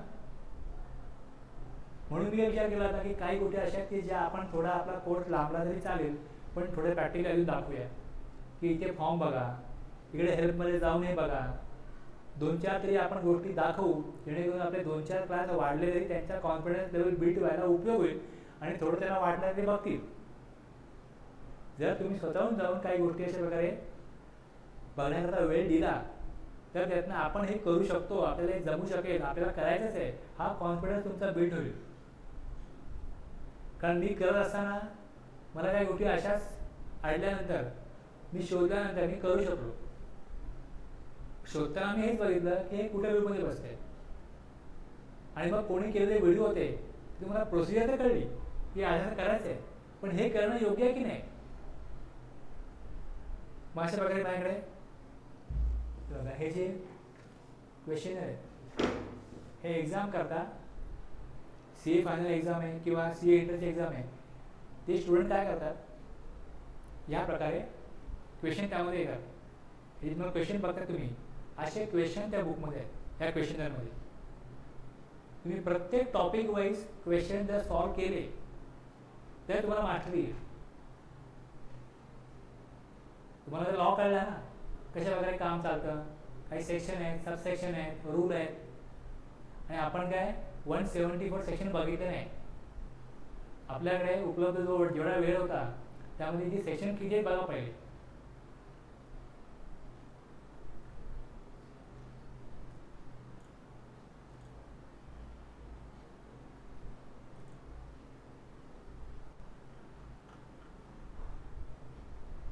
वन 174 आणि 3 शेड्यूल. आपण सेक्शन बघितले किती, आपण अप्रॉक्सिमेटली 25-30 सेक्शन बघितले जे कामाचे आहेत. तेही आता तुम्हाला आठवणार नाही. तुम्ही जर का रिपिटेशन नाही केलं, पुन्हा जाऊन ते रीड नाही केले, तुम्हाला आठवणार नाही. आता आपली थोडी गॅप पडली, मला किती आठवतं मला सांगा.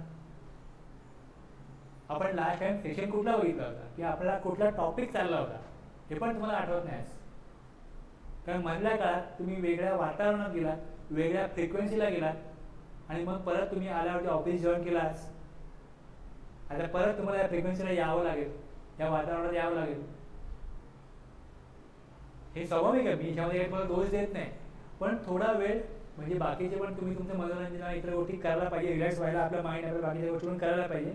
आपण काही काम करायला गरबा आलो नाही, पण आपलं काम जर का इफेक्टिव्हली व्हायला पाहिजे असेल तर आपल्याला थोडा वेळ देऊन ॲक्ट, त्याच्यामध्ये रूल्स, त्यामध्ये प्रोव्हिजन्स या आज्ञा बघितल्या पाहिजे का, किंवा ज्या अनुभवी व्यक्तींनी काही गोष्टी सांगितल्या की हे करा, हे करा, ह्या रूलप्रमाणे हे होणार आहे, हे आपल्याला बघितलं पाहिजे. त्यातनं आपलं कामामध्ये काय येतं, एक आत्मविश्वास, सफाईदारपणा येतो. थोडा वेळ द्यायचे तुम्हाला. तुम्ही आठवड्यातून काही तास दिलेत, त्याला काय क्वेश्चन बघू, जेणेकरून मग वेगळ्या प्रकारे काय होतं, जे आपण शिकलोय त्याचा पुन्हा उजळणी होते. आता मी क्वेश्चन वाचतो, हे वेगवेगळे ते सेक्शन आहेत, वेगवेगळ्या ऑथरचे वेगवेगळे क्वेश्चन असतात. बरेचसे जे CA एक्झाम आलेले क्वेश्चन आहेत गेल्या 3-4 वर्षामध्ये, हे सगळ्यामध्ये असतात. आणि जे एक्झामला चांगल्या मार्काने पास होतात ते बरेच लोक सांगतात की आम्ही 5 वर्ष जे एक्झामला क्वेश्चन आले होते ते आम्ही ऑलमोस्ट सॉल्व केले.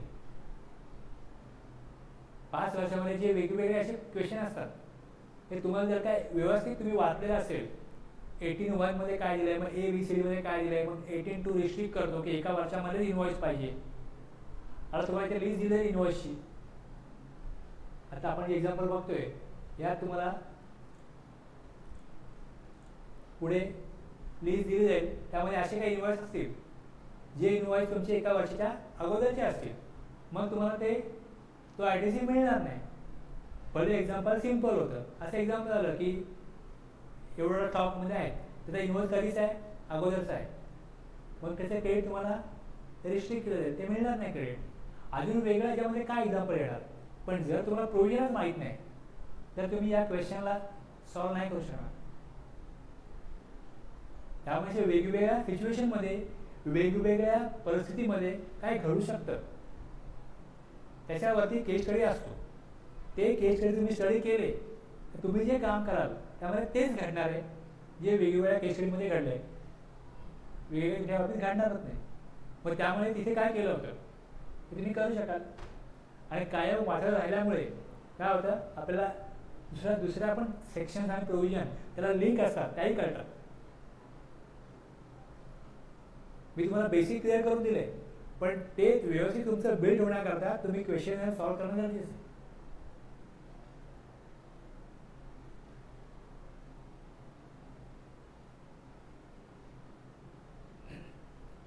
हुशार असे मुलं असतात की जे कायम वर्गामध्ये पहिले आले आणि मग ते CA एक्झामला येतात आणि CA फायनल पासच होत नाहीत, कारण पॅटर्न वेगळा आहे. माझा एक मित्र आहे, तो म्हणतो की माझा मुलगा किती वेळा बसला, कायम पहिला आला होता कॉलेजमध्ये शाळेमध्ये, कायम तो आता, पण आता तो त्याच्यापेक्षा म्हणजे हुशार नसलेले ॲव्हरेज मुलं पण CA एक्झाम पास झाली. कोणते कंपनीत कामाला लागले, कोण आपला बिझनेस करतोय. म्हणतो माझ्या मुलगा म्हणतो त्याला काय जमलच नाही आता, आणि त्याचा कॉन्फिडन्स गेला आता 3, 4, 5 वेळा फेल झाल्यामुळे. आता म्हणतो मी सोडतो हे, मी MBA करतो वगैरे, अशी परिस्थिती झाली.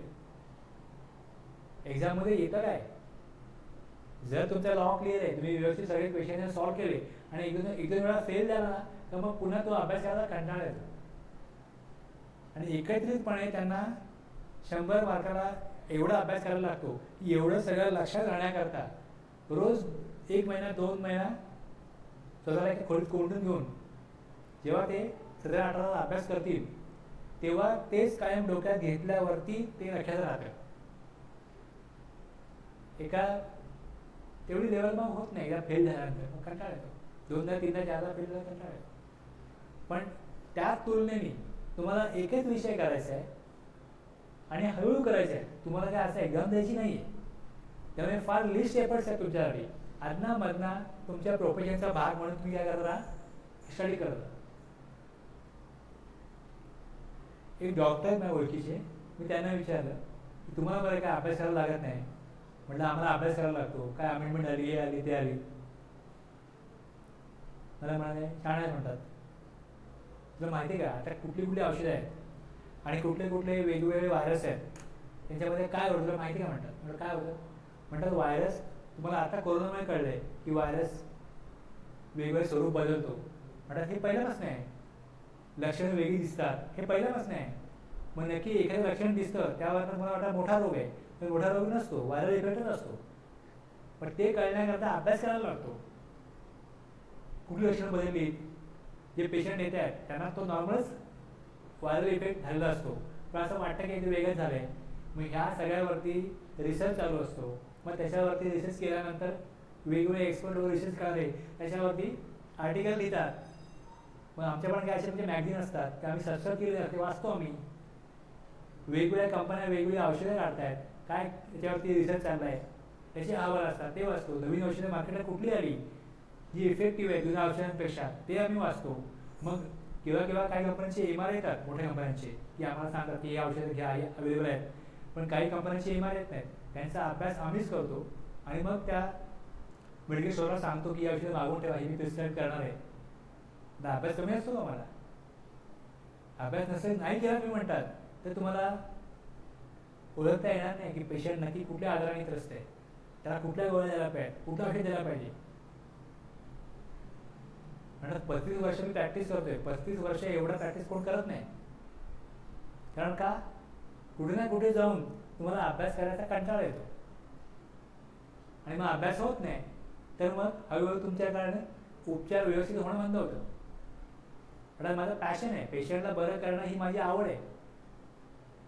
त्यामुळे मी काय करतो, अभ्यास माझ्याकडनं आपण होत राहतो. नवीन काय काय आलेलं आहे, मग ते नवीन मेडिसिन, नवीन गोष्टी, नवीन तंत्र, नवीन इन्स्ट्रुमेंट हे सगळं मी आणतो आणि ते वापरतो. आणि आपण करू शकतो हा कॉन्फिडन्स मला येत राहतो अभ्यास केल्यामुळे. तो जो इनर कॉन्फिडन्स आहे तो बिल्ड तेव्हाच होतो जेव्हा तुम्ही अभ्यास करा.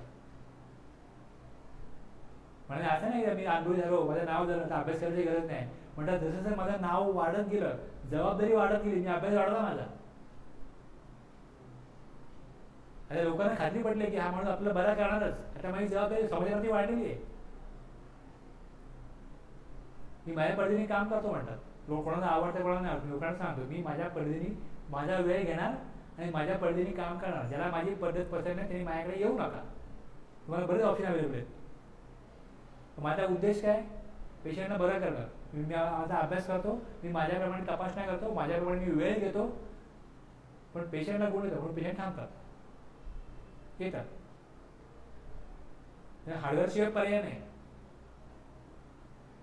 तुम्ही 2-3 महिने कोर्सला याल, 1-1.5 तास याल, एक लेवल तुम्हाला येईल, पण नंतर तुम्ही अभ्यास करणं बंद केलं तर तुम्ही जिथे होतात तिकडेच राहाल. काही अभ्यास नाही केला तर. युट्यूबला शेकडो व्हिडिओ आहेत, तुम्हाला जे सेक्शन माहिती आहेत.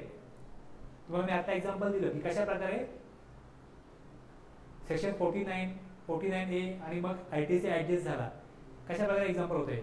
मग जर तुम्ही त्या प्रकारे, जर तुम्हाला आठवत नसेल 49 काय, 49A काय, तर तुम्ही ते पुन्हा रिकॉल करण्याकरता वाचलं पाहिजे की काय आपल्याला सांगितलं होतं 49 मध्ये.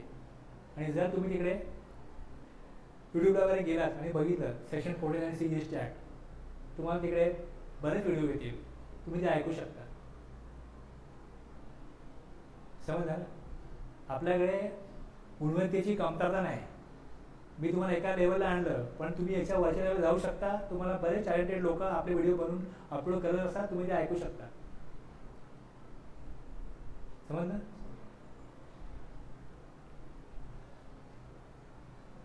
आपण एक्झाम्पल 1 बघितलंय. दुसरं मी उद्या घेतो. आज तुम्हाला मला थोडंसं चार्ज करायचं होतं की ठीक आहे थोडी सुरुवात करू आपण आज, कारण हा सेक्शन महत्त्वाचा आहे. 18 त्याच्यात जर कॅपिटल गुड्स विकले गेले तर तुम्हाला ते लागणार आहे, बाकी तुम्हाला लागणार नाही. पण एक अंडरस्टँडिंग बिल्ड होण्याकरता मी सेक्शन 18 घेतो.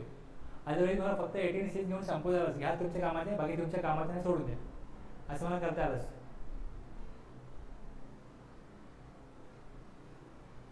थांबूया ना मग बस.